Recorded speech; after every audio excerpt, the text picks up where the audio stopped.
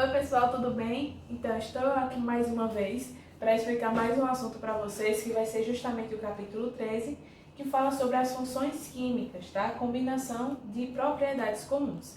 E aí, a primeira coisa que eu vou falar a vocês é o quê? O que é uma função química?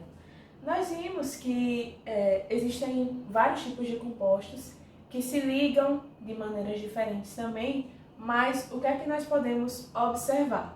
Podemos classificar alguns compostos por algumas características que eles vão ter em comum, tá bom? E eles, assim, vão poder definir uma função química. Então, o que seria uma função química? Função química é um conjunto de substâncias com propriedades químicas semelhantes, denominadas propriedades funcionais, tá? Então, o que é que vai acontecer? Vão ter substâncias diferentes que vão ter características semelhantes e, por conta disso, elas vão estar unidas em um grupo funcional, em uma função química, tá bom? Cada um vai ter uma característica, vai ter uma determinada função. Lembrando não, que eu acho que vocês ainda não viram, mas nós temos 4 tipos de funções químicas, tá bom? Na aula de hoje nós vamos ver só 2, que vamos dizer assim que vão ser os principais, tá? Mas para que vocês saibam, essas funções químicas, elas também são chamadas de funções inorgânicas ou funções minerais, e são de 4 tipos, como eu comentei com vocês. Podem ser ácidos, bases, sais e óxidos. Na aula de hoje nós vamos estudar quais? Os ácidos e as bases, tá bom? Por quê? Porque elas são mais trabalhosas, vamos dizer assim. Todos esses tipos de funções vão ter suas características, tá? Vão ter o que mais? Uma nomenclatura, cada uma vai ter uma maneira de dar um nome. Vai ter mais o quê? Como realizam as suas funções e como elas vão agir em determinado meio, tá bom? Então, a primeira coisa que nós vamos falar, que é interessante que vocês saibam, é sobre o grau de dissociação. O que seria isso? É uma teoria de dissociação iônica dada por Arrhenius. Arrhenius, ele foi um estudioso que, através de experimentos, ele conseguiu observar que algumas soluções aquosas, elas conseguiam produzir corrente elétrica, no caso, conduzir corrente elétrica, e outras não. E aí, o que ele pegou de exemplo foi o quê? O açúcar e o sal. E aí ele observou que no açúcar, ele não conseguia conduzir corrente elétrica, e a explicação dele foi o quê? Que o açúcar, quando ele estava em meio aquoso, quando colocava o açúcar em água, ele acabava se dissociando a separar. Ele se separava em estruturas que eram neutras, elas não iam ter a presença de íons, tá? Lembrem dos íons, íons positivos, que são os cátions, e íons negativos, que são os ânions, tá bom? Então, no caso do açúcar, você não ia ter a formação desses íons. Diferente do sal de cozinha, tá? Que ele percebeu que quando se colocava em meio aquoso, quando colocava em água, ele formava íons. Íons positivos, que são os cátions, e íons negativos, que são os ânions, tá? Então, o que é que ele observou? Que acontecia a ionização. Ionização, o próprio nome já está dizendo. Você ia ter a quebra de uma molécula, que nesse caso aqui, ó, é o NaCl, e formava íons. Isso quando o quê? Quando você tinha a presença de moléculas de água como reagente. Lembra que eu estou falando aqui, ó, sempre, que uma molécula, ela era colocada em meio aquoso, ela era colocada junto com água. Então, a água, as moléculas de água acabavam atuando como reagente, tá bom? Então, você conseguia observar a quantidade de íons que formavam quando uma determinada molécula era colocada em meio aquoso, tá bom? A partir daqui, o que foi que aconteceu? Consegue-se calcular o grau de ionização das substâncias. O que é que vocês vão perceber aqui? Se eu pegar sal e colocar uma determinada quantidade de sal na água, eu vou ter uma determinada quantidade de íons, uma formação de íons de uma determinada quantidade desse sal que eu coloquei, tá bom? Então, é justamente isso que o grau de ionização quer dizer. E para você conseguir calcular esse grau de ionização, qual o cálculo que você vai ter que fazer? Lembrando, o grau de ionização era dado pelo símbolo alfa, tá bom? A alfa vai ser igual ao quê?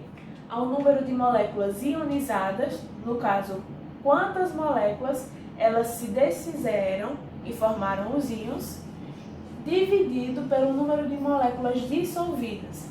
Moléculas dissolvidas vai ser justamente a quantidade de moléculas que eu coloquei dentro da água, tá bom? Então, o que isso quer dizer? Quer dizer que dentro da água, as moléculas, elas podem formar totalmente, elas podem se desfazer totalmente e formar a quantidade de íons total, tá? Fazer justamente essa ionização total, ou elas podem ter somente uma quantidade ionizada. Você vai ter somente uma quantidade de íons sendo formada pelas moléculas que foram colocadas naquele meio, tá bom? Então, o exemplo que eu vou dar para vocês é justamente o que tem no livro, que fala o seguinte, ó. Se de cada 100 moléculas de HCl, que é ácido clorídrico, isso nós vamos estudar depois nessa aula, dissolve-se 95 em água, o grau de ionização do ácido é quanto? Primeira coisa, fórmula aqui, ó, número de moléculas ionizadas, ó, vou colocar número de ionizadas, tá bom? Dividido pelo número de moléculas, o quê? Dissolvidas. Primeira coisa que vocês vão ter que fazer aí é o quê? Ver quantas foram adicionadas, moléculas foram dissolvidas e quantas foram ionizadas, tá bom? Então aqui, ó, se de cada 100 moléculas de HCl, 100 moléculas. Então, ó, essa quantidade aqui de 100 moléculas é justamente a quantidade de moléculas que foi dissolvida em água, tá bom? Então, ó, eu vou colocar esse 100 aonde? Eu vou colocar esse 100 abaixo, porque foi a quantidade de moléculas que eu dissolvi. Mas quantas foram as moléculas que se ionizaram? 95 se ionizaram, tá? Então, esses 95 que se ionizaram, que formaram os íons positivos e negativos, foi justamente aqui, ó, 95. Então, qual vai ser a quantidade, qual vai ser o grau de ionização desse ácido? Então, como vocês sabem, né, pode ser dado aqui tanto por porcentagem, porque eu tenho o signo aqui embaixo, como também por número decimal, tá? Então, ó, como vocês podem observar aqui o resultado, 0,95, né, porque eu vou pular aqui duas casinhas, ou 95% das moléculas do HCl, do ácido clorídrico, conseguiram formar os seus íons, tá bom? Então, isso quer dizer o que é o grau de ionização. A quantidade de moléculas que eu consegui ionizar, que eu consegui formar átomos, a partir de uma quantidade que foi dissolvida na água, tá? E aí agora nós vamos para o nosso primeiro grupo, para a nossa primeira função. Primeira função, como eu comentei com vocês, vai ser justamente os ácidos, que são o primeiro grupo funcional que nós vamos estar vendo aqui, tá bom? Primeira função inorgânica, que por definição, o que é um ácido? O ácido, elas são compostos que, em solução aquosa, quando é colocada em água, ionizam-se, produzindo como íon positivo apenas o cátion hidrogênio. Professor, o que é isso? Vamos com calma. Ó, eu coloquei até aqui os exemplos para que vocês possam observar. Ó, antes disso eu vou explicar uma coisinha para que vocês entendam. Vocês viram comigo que nós vamos ter aqui, ó, diferentes ligações e que elas vão estar aparecendo de uma determinada maneira. Então aqui, ó, HCl vai ser o primeiro ácido que nós vamos estar trabalhando. E para que vocês entendam isso daqui, dessa questão do íon positivo e do íon negativo, eu preciso que vocês entendam onde vocês vão conseguir formar o íon positivo aqui na molécula e onde vocês vão observar o íon negativo. Lembrem que nós vimos na ligação química que, ó, o hidrogênio, lembrando da última camada, ó, o hidrogênio ele só tem um elétron na camada de valência e o cloro o cloro, ele tem 7 elétrons na camada de valência. Por quê?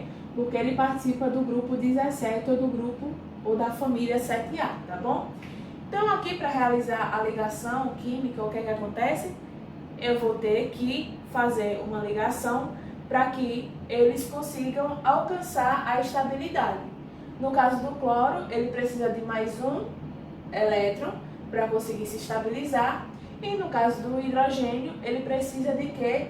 De mais um elétron para conseguir se estabilizar também, porque o hidrogênio ele precisa somente de 2 elétrons para ficar estável. Então, o que é que acontece? Eu vou fazer uma ligação aqui, para que a partir daí eles façam esse compartilhamento. Mas é interessante que vocês saibam que na ligação que eu tiver, a parte inicial dela, essa parte aqui, vai ser sempre a representação da parte positiva da ligação, que é o que tende a perder o elétron para se estabilizar, e a segunda parte aqui, essa segunda parte aqui, ó, vai ser justamente a parte negativa, que vai ser a parte onde ela tende a ganhar elétrons para se estabilizar. Então, vocês vão observar muito a partir de agora justamente essa ideia de uma parte ser positiva e da outra parte ser negativa, tá bom? Porque vai ter justamente a formação de íons, tanto nos ácidos como nas bases. Então, nesse caso aqui, o que é que vocês vão observar? Fiz aqui, ó, representei, ó, o HCl, que é um ácido, e como aqui está dizendo por definição, você vai ter o HCl e quando ele é colocado em meio aquoso, eu vou colocar aqui, ó, quando é colocado em meio aquoso, com água, ele vai formar íons. E no caso dos ácidos, ele vai liberar um cátion, tá? Que cátion é esse? O cátion é hidrogênio, que é o H+. Então, ó, quando o HCl ele é colocado em água, ele vai formar íons e o íon característico dos ácidos é o íon H+, tá? Então, observem aqui. Se o íon H+, é o que é característico das bases, dos ácidos, aqui na ligação, quem foi que sobrou? Não foi o Cl? Então, ó, o Cl vai ser a parte negativa da ligação, tá? Lembrando, parte da frente é sempre a parte positiva e parte de trás é sempre a parte negativa. Então, no caso dos ácidos, o que é que você vai ter? Quando é colocado em meio aquoso, você vai ter a liberação, vai ter a produção de um íon, que vai ser o íon H+, o íon hidrogênio, o cátion hidrogênio, tá bom? Cátion por quê? Porque ele é positivo. Do mesmo jeito, vocês vão observar aqui, ó. Eu tenho H2SO4, é um outro ácido. Então, o que é que vocês vão observar? Quando ele é colocado em meio aquoso, ele vai liberar o hidrogênio e vai liberar toda a outra parte. Então, eu vou fazer aqui, ó, para que vocês possam observar melhor. H2SO4. Quando ele é colocado em meio aquoso, ó, o que é que acontece? Vou ter a separação, ó, a ionização. Parte da frente é sempre o que? A parte positiva. E a parte de trás é sempre a parte negativa. Nesse caso, vocês estão observando que a parte negativa tem 2 elementos, que é o enxofre e o oxigênio, tá? Isso daí é normal, pode ter 2, pode ter 1 também, como o HCl. Mas essa parte aqui de trás é sempre a parte negativa. Interessante que vocês vejam o seguinte, a quantidade de hidrogênios que eu vou ter para ver a quantidade de hidrogênios de cátion que eu vou formar, tá bom? Aqui eu só tenho um, né? Ó, então aqui eu só vou formar um cátion H+. Nesse caso aqui, vocês estão observando que eu tenho 2 átomos de hidrogênio. Então, eu vou formar 2 átomos de hidrogênio, 2H+, mais toda a outra parte aqui, ó, que é justamente o quê? A parte negativa. Então, ó, SO4, tá? Esse 2 menos aqui eu vou explicar para vocês que é o quê? É justamente a quantidade de elétrons que ele precisa para essa parte aqui conseguir se estabilizar. No caso, esses dois elementos aqui terem 8 elétrons na sua camada de valência. E por que veio aparecer aqui? Porque justamente as duas ligações que eles precisavam fazer, eu desfiz porque foi formado aqui, foi separado no caso, os hidrogênios que são característicos do H+, tá bom? Dos ácidos. Então, o que é que nós vamos ter? A liberação de 2 cátions H+, ó, mais o SO4, que vai ser a parte negativa, e que precisa de 2 elétrons para conseguir se estabilizar, que era como ele estava estabilizado quando estava nessa molécula aqui. Mas quando colocou ela em meio aquoso, ela se separou e formou justamente essa parte aqui, tá bom? Então, uma coisa, um macete que eu coloco para vocês, para que vocês consigam identificar o ácido com mais rapidez é o quê? Se na parte da frente, aqui na parte positiva, como eu mostrei para vocês, tiver o H, vai ser o ácido, tá? Então, ó, se tiver H na frente, ó, H2, H3, HCl aqui, você vai ter sempre um ácido, tá? Então, aqui também é a mesma coisa, ó, H3PO4. Você tem quantos átomos de hidrogênio? Tenho 3. Então, quando colocar em meio aquoso, ele vai liberar também 3 átomos de hidrogênio, no caso 3H+, mais a parte negativa, que vai ser justamente ó, PO4, e 3 menos por quê? Porque ele precisa fazer 3 ligações para se estabilizar, e eram justamente as 3 ligações que aconteciam com 3 hidrogênios diferentes, tá bom? E é interessante falar o quê? Que esse H+, vai ser justamente o radical funcional. É o que é isso?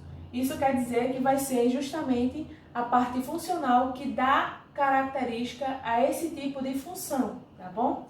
E é interessante falar também que assim, nós temos 2 métodos de mostrar que houve a liberação desse cátion H+.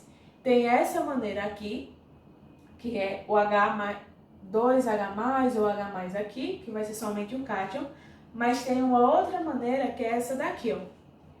HCl, quando está em meio aquoso, mais água, pode ser assim, ó, tanto somando nos reagentes, como assim em cima da seta, tanto faz, quer dizer a mesma coisa. Quer dizer que o ácido clorídrico, ele foi colocado em água, e a partir daqui, ele gerou isso daqui. Isso daqui é o que, professora? É o íon H3O+. Isso daqui é chamado de íon hidrônio ou hidroxônio.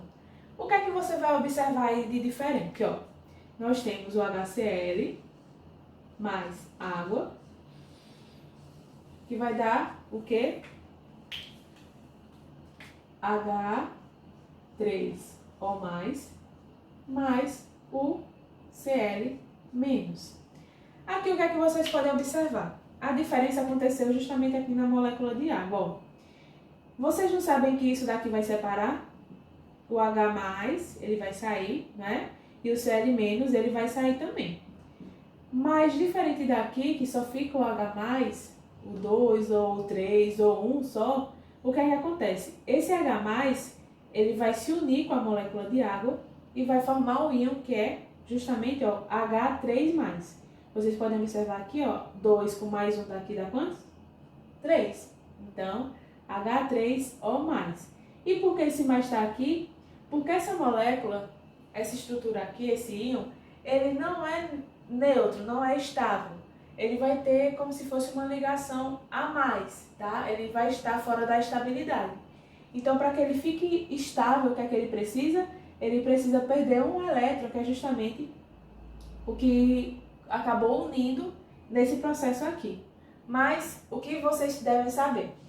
Se aparecer um H3O+, ou se aparecer o 2H+, ou H+ aqui, você vai estar trabalhando com ácidos, tá bom? São 2 maneiras de você conseguir representar numa reação química, numa equação química. Mas a maneira que é mais fácil, que é mais comum de se ver, é justamente essa daqui que eu mostrei para vocês primeiro, tá bom? E aí agora o que é que nós vamos ver? As classificações dos ácidos.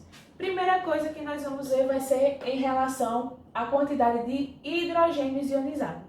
Hidrogênios ionizáveis, a quantidade de hidrogênios que eu vou conseguir transformar em íon, como vocês observaram aqui.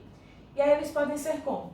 Podem ser monoácidos, podem ser diácidos, triácidos ou tetrácidos, tá bom? Qual vai ser a diferença deles? Justamente em relação à quantidade de hidrogênios que eu tiver. Monoácidos vai ter somente um hidrogênio que vai conseguir se ionizar. Diácidos vai ter 2 hidrogênios que eu vou conseguir ionizar. Triácidos, 3 hidrogênios que eu vou ionizar. E tetrácidos, 4 hidrogênios. Então, aqui vocês estão vendo justamente exemplos, ó. HCl, vocês viram que só tem um hidrogênio aqui, ó. Então, eu vou formar só um. Então, ele é o monoácido. Aqui já no H2SO4, eu tenho quantos hidrogênios aqui, ó? 2. Então, eu vou formar 2 hidrogênios ionizáveis. Então, ele vai ser um diácido. No caso tetrácido, o que é que vai ser? Ó, H3PO4. Quantos hidrogênios eu tenho? 3. Então, eu vou formar 3 hidrogênios ionizáveis. E por último, tem os tetrácidos, que são o que? Ó, um exemplo. H4P2O7. Quantos hidrogênios eu tenho aqui, ó? Tenho 4, então 4 hidrogênios. Vou conseguir gerar 4 hidrogênios ionizáveis e vai ser justamente o tetrácido, tá bom? Observem, vocês só vão precisar contar quantos hidrogênios tem. Se tiver só um, vai ser um monoácido. Se tiver 2, vai ser diácido. Se tiver 3, vai ser triácido. E se tiver 4 hidrogênios, vai ser tetrácido. Facinho assim, tá? Próxima coisa que nós vamos ver vai ser o quê? De acordo com a presença ou não do oxigênio. Aí eu quero que vocês observem aqui, ó. Nesses dois casos aqui, ó, tem o HCl, H2SO4. O que é que eu quero que vocês observem? A presença ou não do oxigênio. O oxigênio vocês sabem que é o Ozinho, né? Então, ó, aqui vocês estão observando o oxigênio no ácido, ó, HCl tem o O, tem não. Então, se eu não tenho a presença do oxigênio, eles são chamados de hidrácidos. Hidrácidos porque eu só vou ter a presença do hidrogênio. Se por algum acaso eu tiver o oxigênio, como acontece aqui, ó H2SO4, eu tenho, ó, 4 oxigênios. Então, se eu tenho um oxigênio, ele não vai ser chamado de hidrácido, ele vai ser chamado de oxiácido, tá? Por quê? Porque eu vou ter a presença do oxigênio aqui nos ácidos. Diferente dos hidrácidos, que eu vou ter somente a presença do hidrogênio e de algum outro elemento que não seja o oxigênio, tá bom? Então, se tiver a presença do oxigênio, é oxiácido. Se não tiver a presença do oxigênio, é hidrácido, tá bom? E que vocês já saibam logo, já vou adiantar, que na nomenclatura desses ácidos, eu vou ter uma nomenclatura que vai ser específica para os hidrácidos, quando não tem o oxigênio, e uma nomenclatura específica para os oxiácidos, que são estruturas, que são moléculas que têm o oxigênio, tá bom? E aí, próxima classificação dos ácidos é o quê? De acordo com o grau de ionização. Grau de ionização, lembrem, quantidade de estruturas que eu vou conseguir transformar em íons, tá bom? Então, os ácidos, eles podem ser fortes, podem ser moderados ou semifortes e podem ser ácidos fracos. Qual vai ser a diferença? Nos ácidos fortes, o alfa, que eu comentei com vocês, que é aquela divisão dos ionizados pelos dissociados, que eu mostrei para vocês primeiro e fiz o cálculo, ele tem que ser maior que 50%. Se for maior que 50%, ele vai ser um ácido forte, tá? Se mais de 50% das moléculas elas se ionizaram, é um ácido forte. No caso dos moderados e dos semifortes ou semifortes, o que é que você vai ter? Que o alfa, que é o grau de ionização, ele tem que ser menor que 50% e tem que ser maior que 5%. Tá? Então tem que ficar nesse intermediário, entre 5% e 50%. Maior que 5% e menor que 50%. Vai ser bem no meiozinho, tá? E os ácidos fracos vão ser justamente aqueles que vão ter o alfa, que vão ter o grau de ionização menor que os 5%, tá bom? Então eles vão dissociar, vão conseguir formar muito poucos íons, tá bom? Então, em relação ao grau de ionização, podem ser fortes, moderados ou semifortes e fracos também, tá? Próxima coisa que nós vamos falar vai ser o quê? De acordo com o grau de ionização novamente, mas nesse caso que eu tenho comentado era em relação aos hidrácidos. No caso dos oxiácidos, como é que eu vou conseguir descobrir e como é que eles vão ser nomeados, né? O que é que nós vamos observar? A relação que nós vamos fazer vai ser justamente em relação à quantidade de átomos de oxigênio menos a quantidade de hidrogênios ionizáveis. Como assim, professora? Um exemplo, ó. HClO4. Eu tenho quantos hidrogênios? Tenho só um, ó. E tenho quantos oxigênios? 4.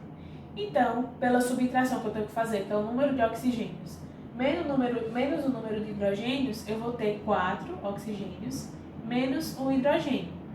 Se for dar 3, quer dizer que o grau de ionização desse oxiácido é alto, tá? Aqui do mesmo jeito, HNO3, eu tenho 3 oxigênios menos um hidrogênio aqui, vai dar 2. Também vai ser um ácido forte. No caso, quando der 2, quando der 3, vai ser um ácido forte, tá? Mas se der 1, por algum acaso, ó, H3PO4, eu tenho 4 oxigênios menos 3 hidrogênios. Se der igual a 1, essa subtração, o ácido vai ser moderado, tá? Vai ser o intermediário. E o fraco vai ser justamente o ácido que vai zerar essa subtração, como acontece aqui, ó, H3BO3. Eu tenho 3 oxigênios menos 3 hidrogênios, vai zerar. Então, vai ser um ácido fraco, tá bom? A única exceção dessa regra aqui, dessa classificação, é quem? O ácido carbônico, porque ele é um ácido fraco, ele acaba formando poucos íons quando está em meio aquoso, tá bom? Essa é a única exceção, mas lembre, quando você tem oxiácidos, vai subtrair o número de oxigênios menos o número de hidrogênios. Se der 2 e 3, forte. Se der 1, moderado. E se der 0, é um ácido fraco, tá bom? Próxima classificação que nós vamos ver vai ser de acordo com a volatilidade. O que é volatilidade? A capacidade de uma determinada substância ela sair do estado líquido para o estado gasoso, tá bom? E aí, quais são as classificações que nós temos? Os ácidos, eles podem ser fixos ou podem ser voláteis. Fixos, o próprio nome já diz, quer dizer que os ácidos, que podem ser tanto sólidos como líquidos, eles são pouco voláteis, eles não evaporam com facilidade, tá bom? Então, características ou exemplos que nós vamos ter vai ser justamente o ácido oxálico ou ácido etanodioico, tá bom? Que é um sólido, ele não passa para o estado de vapor facilmente. E nós vamos ter aqui o ácido sulfúrico, que é o H2SO4, que ele é um líquido, mas ele ferve, ele começa a formar bolhas somente com 338 graus Celsius. Então, é uma temperatura muito alta para se alcançar, para ele conseguir começar a ferver para passar do estado líquido para o estado gasoso, tá bom?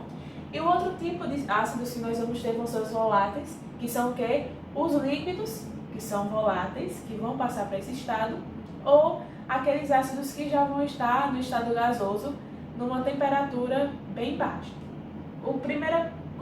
Uma coisa que eu tenho que lembrar a vocês, que eu tenho que falar é o seguinte: essa questão de temperatura, de ponto de evaporação, de ebulição, é em relação à água. Então, ó, vocês lembram, a água ela solidifica a 0 graus Celsius e ela evapora, ela passa do estado líquido para o gasoso a 100 graus Celsius. Então, a relação que você vai fazer é justamente em relação à água, tá bom? Essa temperatura que a água tem. Então, ó, os ácidos voláteis, eles vão passar para o estado gasoso com muita facilidade. E aí o exemplo é justamente o ácido nítrico, que ele é um líquido, que ele ferve a 86 graus Celsius. 86 graus Celsius é abaixo da temperatura que a água ela entra em ebulição. Então, acaba sendo uma temperatura não tão alta para esse ácido ele passar para o estado gasoso, tá bom? Então, por isso essa questão da temperatura. E é interessante falar também sobre a chuva ácida. Por quê? A chuva ácida é justamente uma formação que acontece quando você tem a presença e tem a formação, no caso, de ácidos que vão cair em forma de chuva. Como isso acontece? Eu tenho, por exemplo, estruturas e substâncias que vão ser liberadas, que são o óxido de enxofre, o dióxido de enxofre e o dióxido de nitrogênio também, que eles são eliminados em gases, na forma de gases, e eles são utilizados em fertilizantes, são utilizados também e são eliminados pelos carros, pelos veículos. Acaba que esses gases eles entram em contato com as nuvens. Na nuvem, ele interage com a água e acaba formando os ácidos. E a partir daí, você vai ter a chuva ácida, que é justamente uma chuva que tem um pH, que vamos dizer assim, uma acidez muito forte, e acaba corroendo ou quebrando plantas, destruindo determinadas estruturas, enfim, dependendo da acidez, tá bom? Então, isso daí a gente vai ver mais à frente, mas só foi um ponto característico que eu tenho que falar com vocês nessa classificação aqui, tá bom?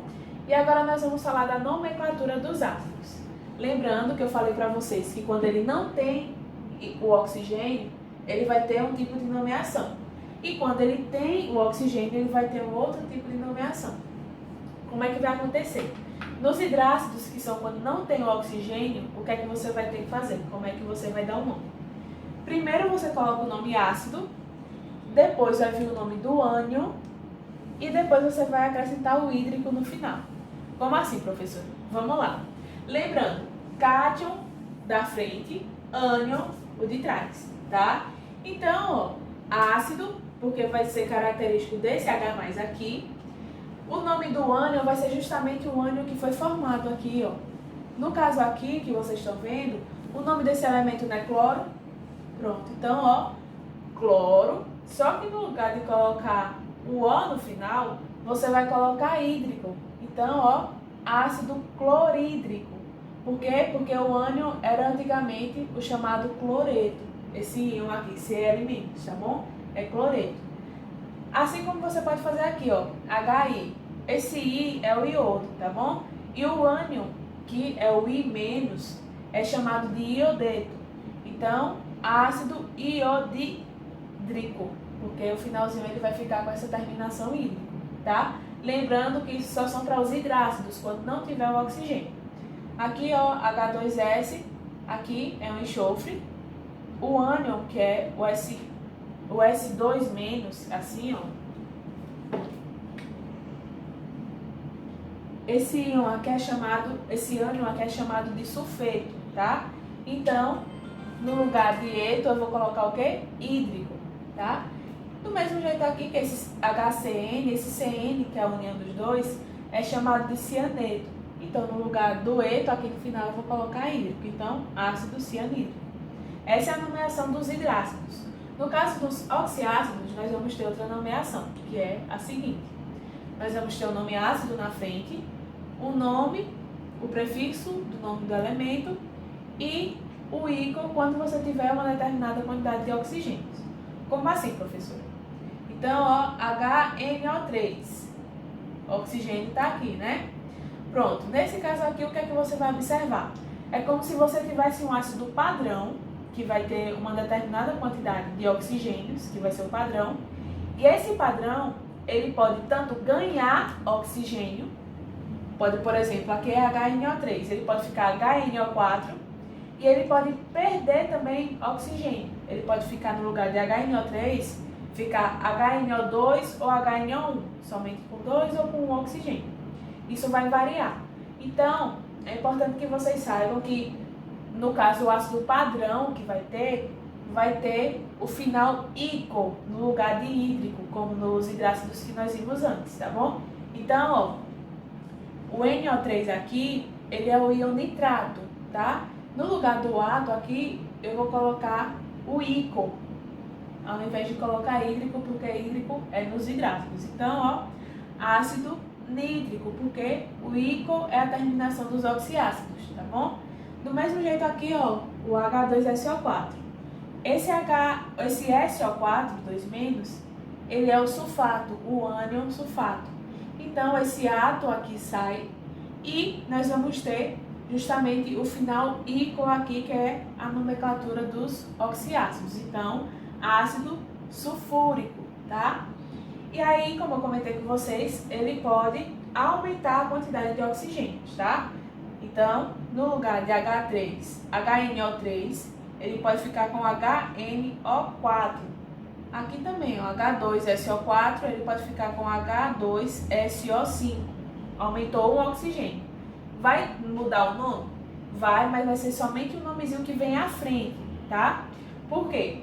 Quando você acrescenta um oxigênio, você vai ter que colocar um prefixo, que é o nome que vem antes, que é per ou hiper. Tanto faz, tá bom? E aí, como é que vai ficar o nome? Fica ácido pernítrico, tá? Per por quê? Porque é demais, tá bom? Assim também como ácido persulfúrico ou hipersulfúrico. Você vai ter um oxigênio a mais. No caso, se você tiver, por exemplo, um oxigênio a menos, e como vocês viram, ó, eu vou colocar até aqui no quadro para que vocês possam acompanhar. Ó, eu tenho o HNO3, que é o padrão, o ácido padrão, vamos dizer assim, tá? Eu vou colocar o P aqui de padrão. O nome dele vai ser ácido tal e a terminação vai ser íco. Se por algum acaso eu ganho um oxigênio, como vocês viram no anterior, fica ó, HNO4, não é isso? Então, lembre, fica o ácido na frente, como sempre. Vem o prefixo agora, que é aquele per que vocês viram, e o finalzinho íco. Mas o que acontece se eu perder um oxigênio? Se eu perder um oxigênio, ó, menos um oxigênio, o que é que acontece? Fica ó, HNO2, porque ó, 3 menos 1 vai dar 2. O que é que acontece aqui? Fica ácido o nome do elemento, da moléculazinha do ânion, mas no lugar de colocar íco, eu vou colocar oso. Como é que vai ficar o nome? Ó, HNO2 fica ácido nitroso no lugar de ácido nítrico, tá bom? E no caso do H2SO4, que agora ficou H2SO3, fica ácido sulfuroso, tá? O finalzinho fica oso. Mas pode acontecer também de diminuir outro oxigênio. Se diminuir mais um oxigênio, fica HNO, porque um aqui não precisa colocar. Não fica isso? Então, o que é que vai acontecer? Nome ácido, o nome do ânion, mas assim como aqui no de cima, ele vai ter um prefixo, mas não vai ser per, vai ser hipo. Hipo vem de pouco, tá? De menos. Então, hipo, o nome do ânion e a terminação oso, porque está indicando que ele já perdeu aqui, ó, 2 oxigênios, tá bom? Então, tem o padrão, terminação ico. Se eu ganho um oxigênio, eu tenho o prefixo per.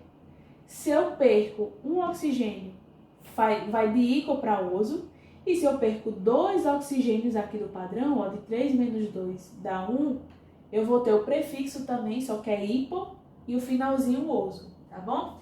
É mais complicadinho esse, mas a gente vai estudando direitinho como é que vocês vão conseguir identificar direitinho, tá bom? E aí, aqui o que eu comentei aqui com vocês agora, ó. Ácido clórico é o padrão, ó, HClO3. Se ele ganha um oxigênio, fica HClO4, fica ácido perclórico. Se eu perco um oxigênio, fica HClO2, fica ácido cloroso. E se eu perco 2 oxigênios, daqui para cá, fica HClO e fica como ácido hipocloroso, tá bom? É justamente em relação à quantidade de oxigênios que você vai ter. Lembrando que per ou hiper é acima, porque vai estar ganhando, e o prefixo hipo é referente a baixo, vai estar perdendo, tá bom? E agora nós vamos partir para a questão da hidratação, que é uma outra classificação que nós temos dos ácidos. E como é que vai acontecer essa classificação aqui? Essa hidratação é relação à quantidade de água que você vai ter nessa estrutura, tá bom? E aí o que é que você vai observar? O fósforo, ele pode formar 3 tipos de ácidos. O H3PO4 pode formar o H4P2O7 e pode formar o HPO3, tá? São 3 tipos de ácido que o fósforo, que é esse P aqui, ele pode formar. E a partir daí, da quantidade de oxigênios que ele tiver, ele vai ter uma nomeação diferente. No caso, você vai ter que colocar prefixo orto, piro ou meta, dependendo da quantidade. Como é que você vai observar isso? Primeira coisa, aqui é o nosso ácido padrão, vamos dizer assim. Quando você tem uma maior quantidade de moléculas de água, que é mais ou menos, que sempre costuma ser no padrão, você vai ter o prefixo orto, tá? Esse daqui é o mais hidratado que vai ter. E isso costuma ser optativo, você não precisa colocar ácido ortofosfórico, não precisa, tá? É só para você perceber que o padrão, que o ácido que costuma vir mais, que costuma aparecer mais, ele vai ter que ser o mais hidratado, tá? Mas se por algum acaso você tiver, por exemplo, a perda de uma molécula de água, por exemplo, ó, eu tenho aqui o H3PO4, se eu perder uma molécula de água, o que é que eu vou ter aqui, ó? 3 menos 2 hidrogênios vai dar o H, não é isso? Eu vou ter o P, que ele vai descer, e o oxigênio, 4 menos 1, eu vou ter 3. Isso daqui vai ser a mesma coisa desse daqui, ó. Ele vai ser o menos hidratado, por quê? Porque ele perdeu uma molécula, tá bom? Então, ó, qual vai ser o prefixo dele que vão usar? Meta, tá? Meta vai ser o menos hidratado que eu vou ter, porque ele perdeu uma molécula de água. E no caso do piro, o que é que vocês vão ter que prestar atenção? Eu vou ter que prestar atenção na quantidade de moléculas que eu vou ter aqui. Olha se vocês acompanham. Essa daqui que é a padrão, se eu multiplicar ela por 2, eu vou gerar uma outra molécula, não é isso? Então, ó, 3 vezes 2, eu vou ter 3 vezes 2 eu vou ter 6 átomos de hidrogênio. 1 vezes 2 eu vou ter 2 átomos de fósforo. E 4 vezes 2 eu vou ter 8 átomos de oxigênio, tá? E aí o que é que vocês vão observar? Eu vou perder sempre uma quantidade de moléculas de água. Nesse caso aqui, eu posso perder uma quantidade, levando em conta que eu dobrei aqui, ó, o valor da molécula, tá bom? Então, se eu perder uma molécula de oxigênio, ó, H2O, o que é que eu vou ter aqui, ó? 6 menos 2 eu vou ter 4 hidrogênios.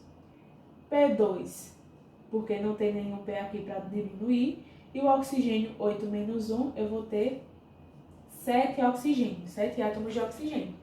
Isso daqui não vai ser igual a isso daqui, ó. Então, por isso que ele vai ser chamado de piro. Piro vai ser a relação que você vai ter que fazer quando você multiplicar por 2 a molécula que você tiver e conseguir tirar uma molécula de água. Esse daqui é mais complicado para entender, mas é justamente essa ideia que vocês têm que ter. Não é muito cobrado, mas eu quero que vocês lembrem. Orto vai ser para o ácido padrão, que vai ter a maior quantidade de moléculas de água.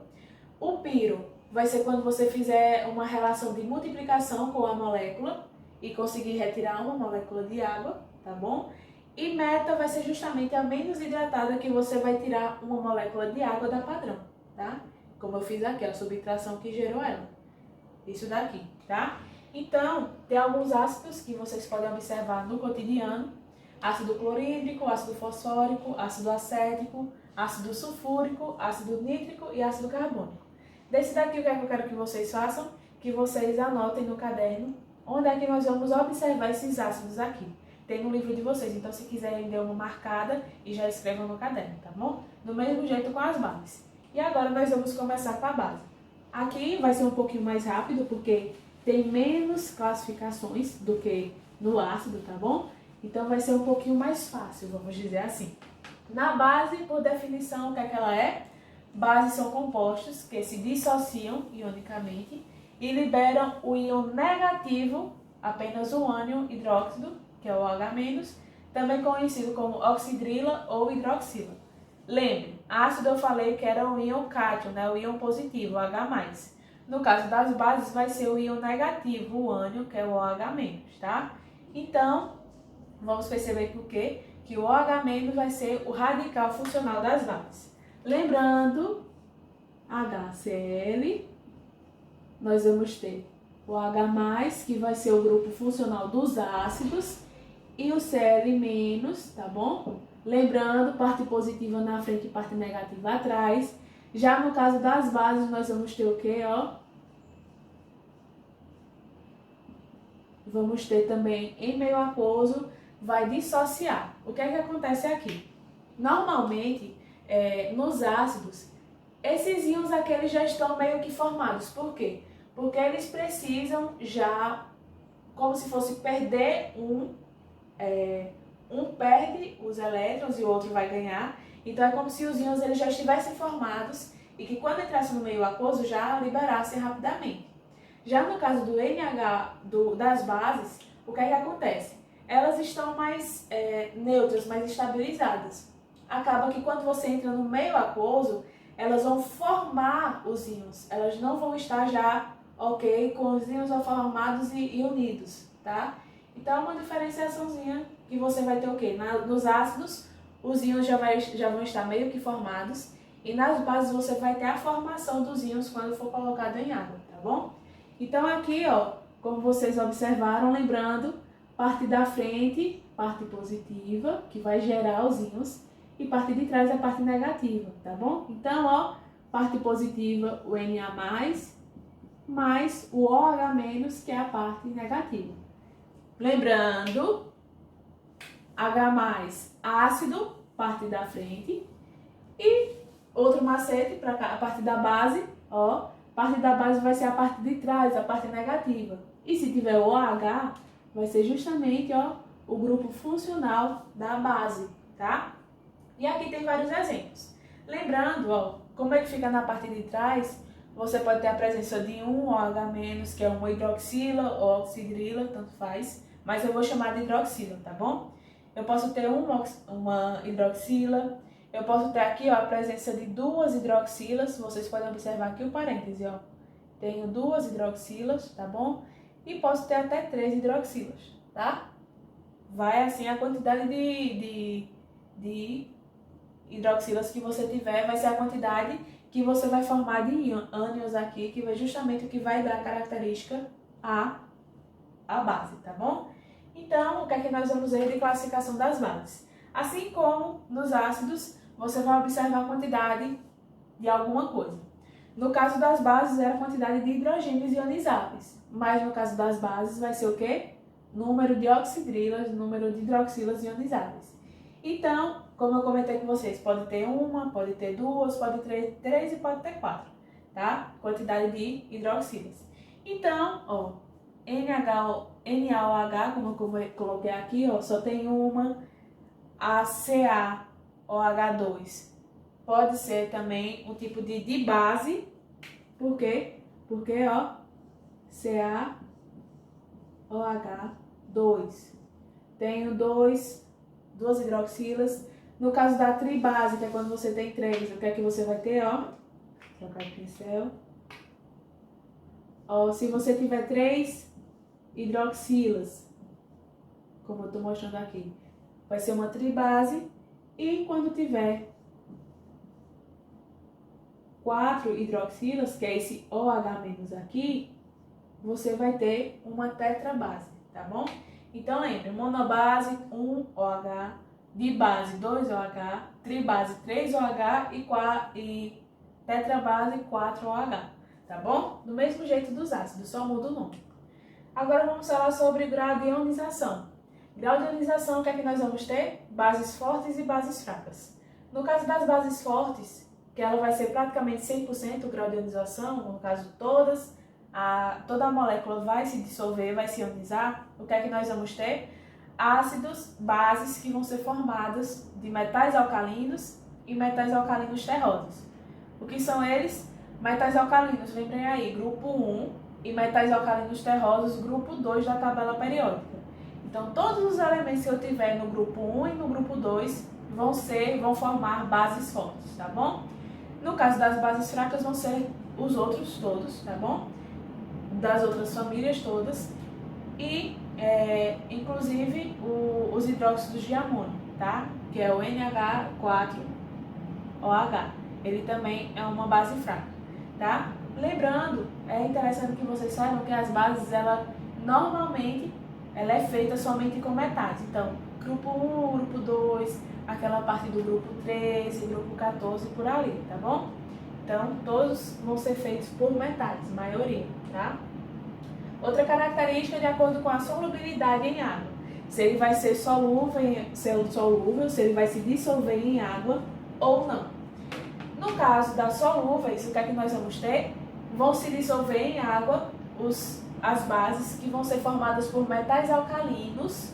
Metais alcalinos, lembrem, grupo 1. Somente os elementos, os metais do grupo 1 vão ser solúveis em água, além do hidróxido de amônio. E pouco solúveis, nós vamos ter os metais alcalinos terrosos, grupo 2, tá, da tabela periódica. Todos os elementos do grupo 2 vão ser pouco solúveis e praticamente solúveis vão ser todos os demais. Todos os demais não vão ter tanta facilidade de se dissolver na água, mas os solúveis mesmo são os metais alcalinos e o hidróxido de amônio, tá bom? E aí nós vamos agora para a nomenclatura das bases.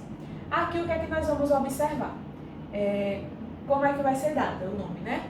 Aqui vocês sabem que é ácido, coloca o nome do ânion e a terminação, dependendo. No caso das bases, o que é que você vai colocar? O nome que vem na frente é hidróxido de. Hidróxido por quê? Por causa desse ânion aqui, que é o grupo funcional da base. Então, hidróxido de e o nome do elemento que vai ser o cádmio, tá? Então, ó, hidróxido de sódio é o nome dessa base, tá? Então, é interessante que vocês saibam o quê? Que se um elemento ele forma duas bases diferentes, ele vai poder ter duas nomeações diferentes. Ele deve ter duas nomeações diferentes, tá? E aí, quais seriam as nomeações? Vai ser justamente hidróxido, nome do elemento e terminação ico e oso. Ico você vai ter para um número que vai ser menor, tá? E o oso vai ter para uma outra quantidade de elétrons. Ou uma outra quantidade de elementos, tá? Mas você pode fazer de uma maneira mais fácil também, no lugar de ico e de oso, você colocar algarismo romano, indicando a quantidade de elétrons, de átomos que você vai ter daquele elemento, tá? E aí, um exemplo que eu posso dar para vocês é justamente, deixa eu ver aqui.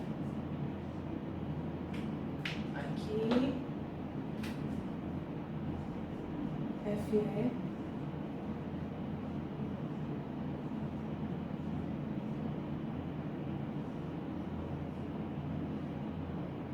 Na verdade, eu vou colocar o de zinco.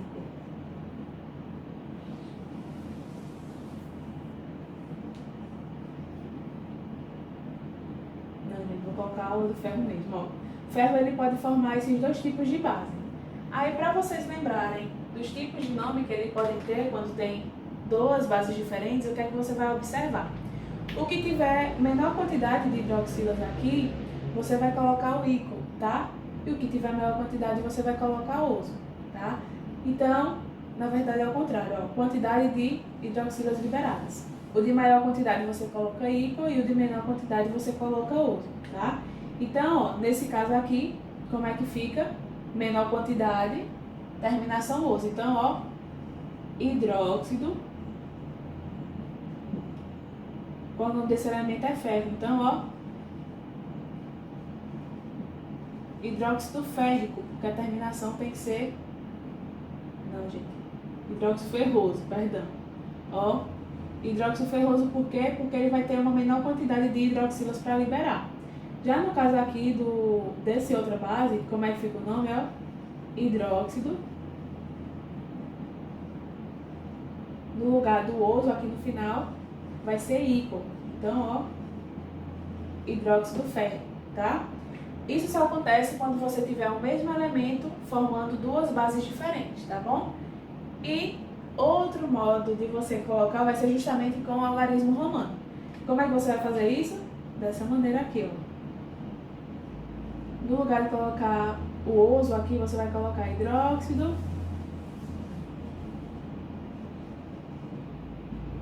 de ferro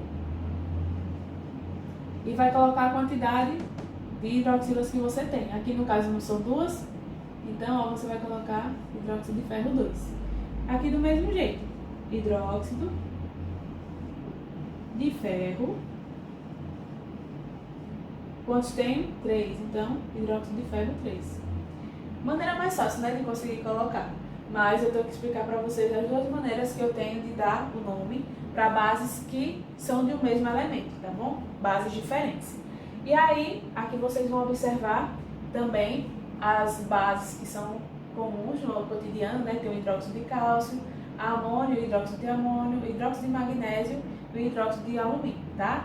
Nesse caso aqui também vocês vão anotar no caderno onde nós conseguimos encontrar cada uma dessas bases, tá bom?